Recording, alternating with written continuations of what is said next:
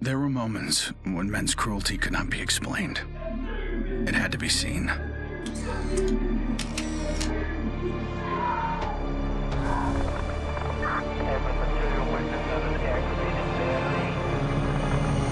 The perfect shot pierced our numbness, sent up a flare to save the next generation. It said, "This is where we've been. Don't follow." Then there was no one left to heed the warning.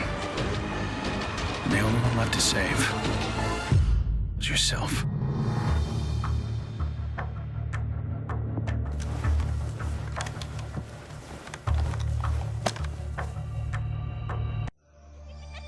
My earliest memory is war. It was a conflict so complex that it could never be resolved.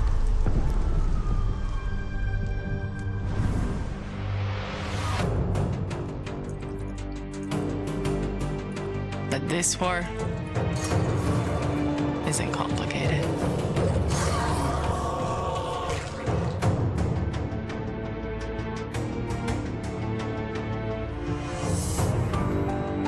Death is still heartbreak.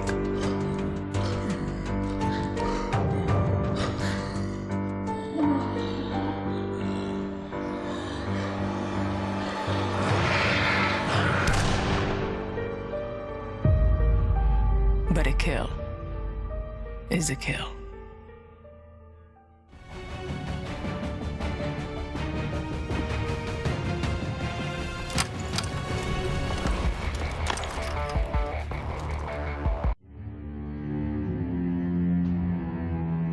Don't play in the dirt, Ethan.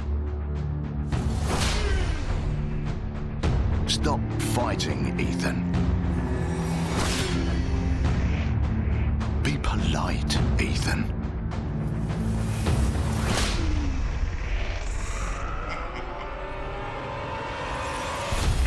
We can suppress the animal instincts all we want, bury them under layers of polish.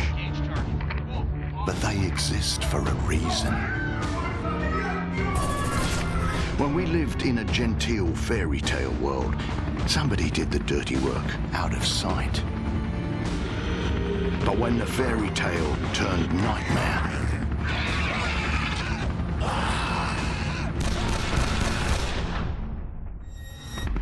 those instincts were the only thing that kept us alive.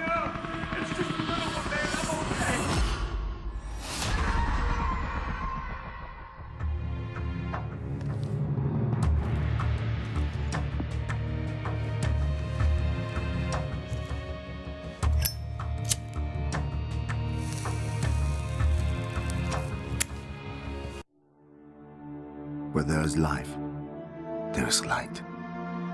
The glow of hope. At times, it burns brightly, but dwindles and fades.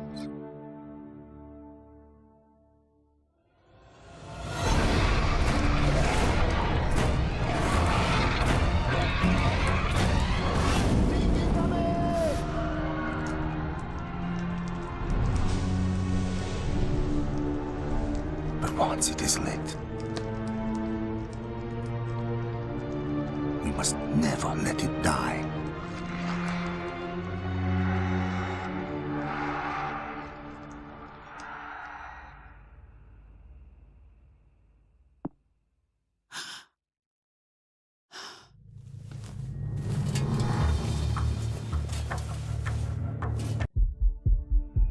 There's never a moment when you forget.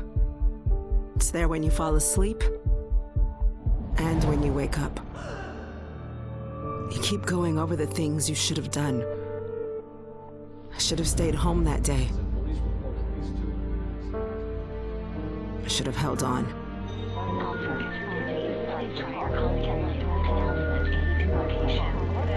The agony is always there. But I've learned to live with it. Because the only thing stronger than regret is hope.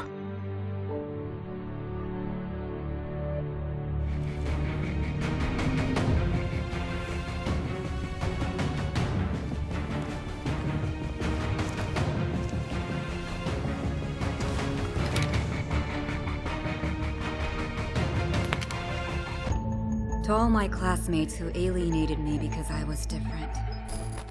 To anyone who never gave me a chance. To the people who ignored me while I hid behind zeros and ones. Thank you.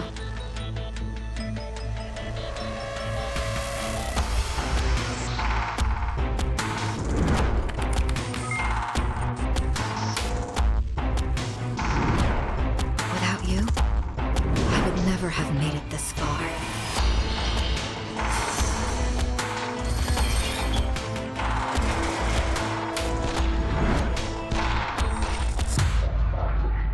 I would have been weak and dependent.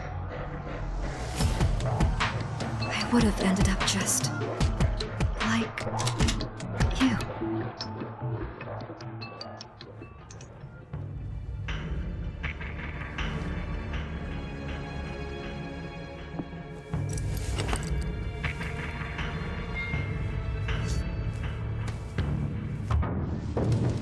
We're so small, really. Insignificant. In the grand scheme, one life means so little. You dedicate yourself to a principle. But in the end, it's out of your control.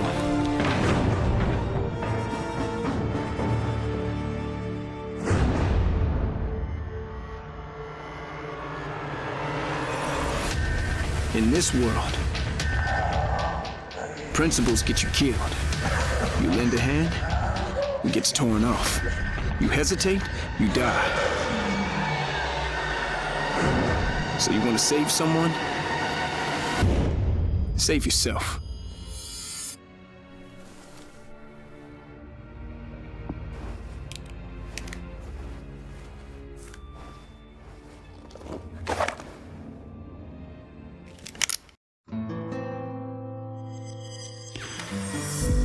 I was born into this life. I suffered for it. And reaped the rewards. I could tell you that I didn't want it. That I tried to get out. But I got no reason to lie anymore.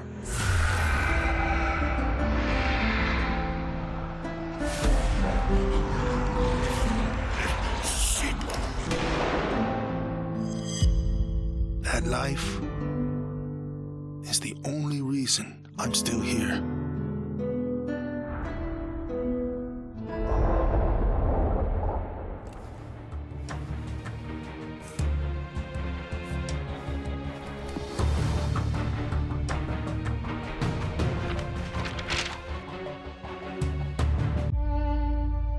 I was never afraid of Cachet the Deathless. I laughed at the fairy tale of this undead phantom. A woman of science would never fear such silliness. But what do we know?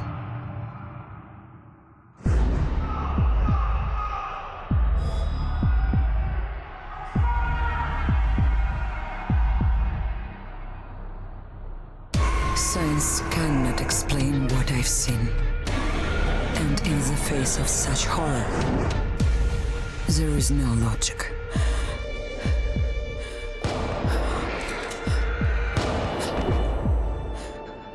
Only faith.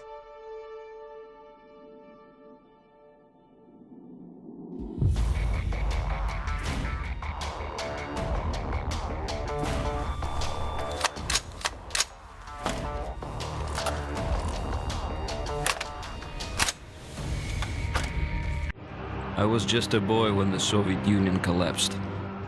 The nation was divided in two. Those with power and those without. At 8 years old, I learned the price of weakness. And I vowed never to pay that price again. I became the strong man.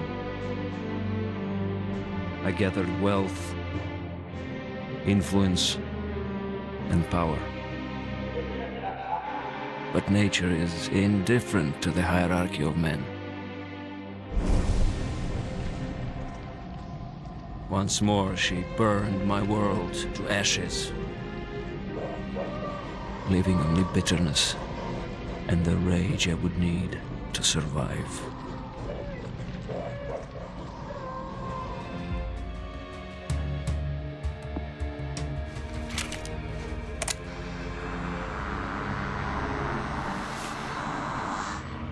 People don't believe something can happen until it does.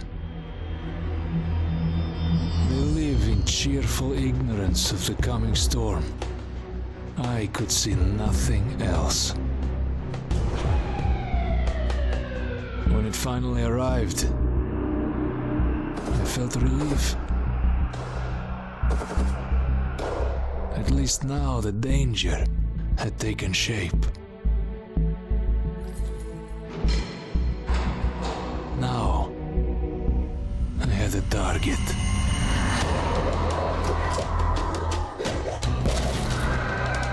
And I didn't have to fight alone.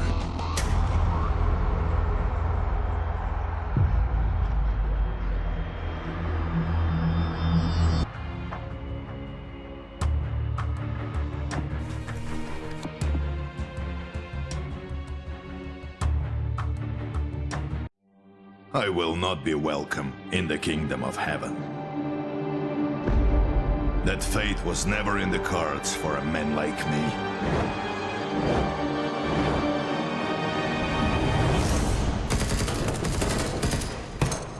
The Lord had other plans.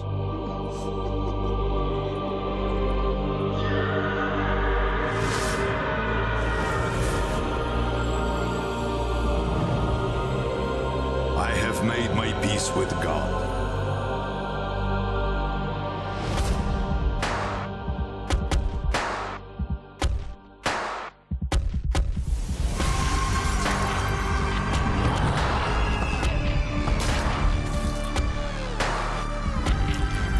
He is with me in this life.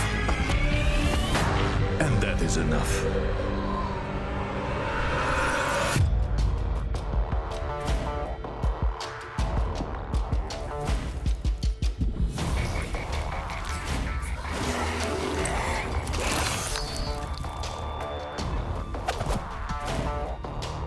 Growing up in Tokyo, you either became a salaryman or you were a waste. If you asked around, it's safe to say I was the latter. They said I lacked self-control, that I shamed my family. So my father sent me off to relatives in the States. Turns out, Americans care a lot more about earnings than honor. Which worked out fine. Until the Zeke showed up.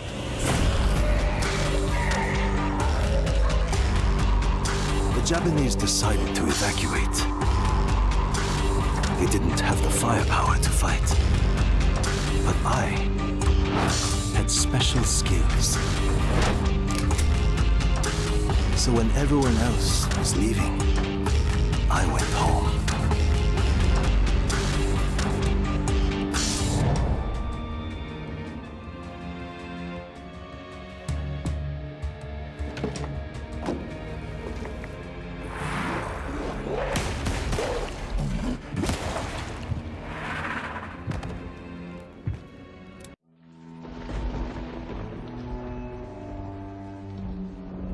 I always wanted to be a cop. Thought I could do some good. But the scum on the street kept destroying lives. While I was wrapped up in red tape.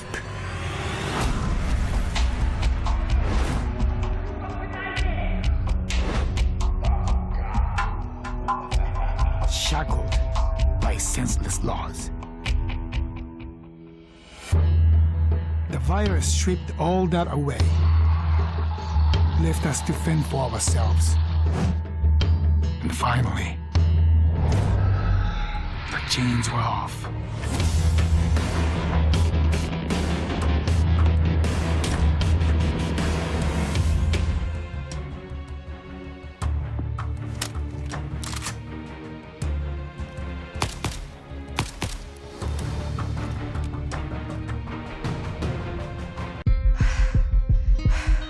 Nobody expected a 9-year-old girl from Tokyo to be fascinated by guns. Nobody imagined a 22-year-old university senior would drop out and train for the biathlon. Nobody believed that the daughter of a salaryman could win Olympic gold. And nobody predicted that a necrotic plague would decimate our planet's population. But life is all about the unforeseen.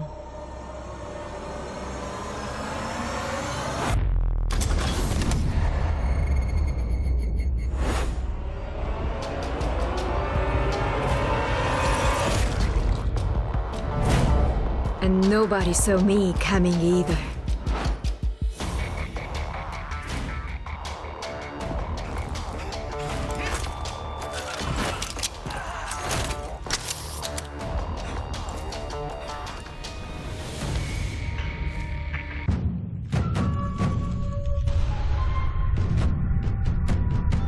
I was 11 years old the first time I felt the ground shake. My instinct was to leave, but my grandparents wouldn't hear of it. This is our home, they told me. We don't leave. I came to live by that code. Earthquakes, tsunamis, typhoons, they're all part of life here. We accept them. We don't leave. When the evacuation was announced, I rejected it. This wasn't our way. Then I saw them. And I understood. This wasn't another disaster. This was a war.